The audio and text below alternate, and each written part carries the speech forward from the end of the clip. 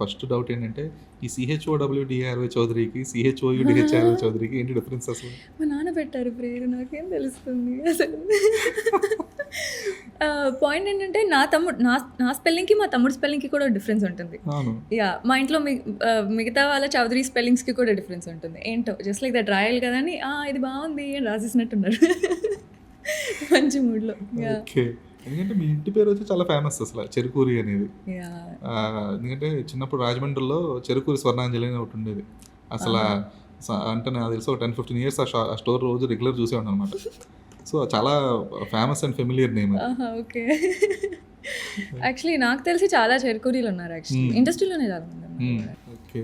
So అంటే అది ఆ ట్యాగ్ లైన్ ఎందుకని కంటిన్యూ చేయాల్సి వచ్చింది ఏది? చౌదరి అనేది?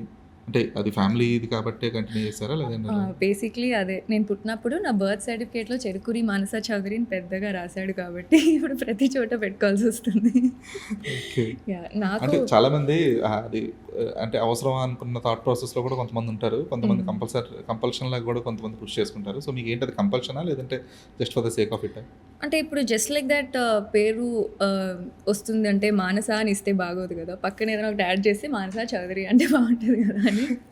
So I can go Cherukuri Manasa కూడా, అంటే ఇది బాగుందిలే అని. ఎందుకంటే మోస్ట్లీ పంజాబీ సైడ్ చౌదరి చూస్తుంటాం కదా, సో చిన్న కన్ఫ్యూజన్ కూడా ఉండింది, ఇవిడేమో తెలుగు అమ్మాయి ఉంటుంది.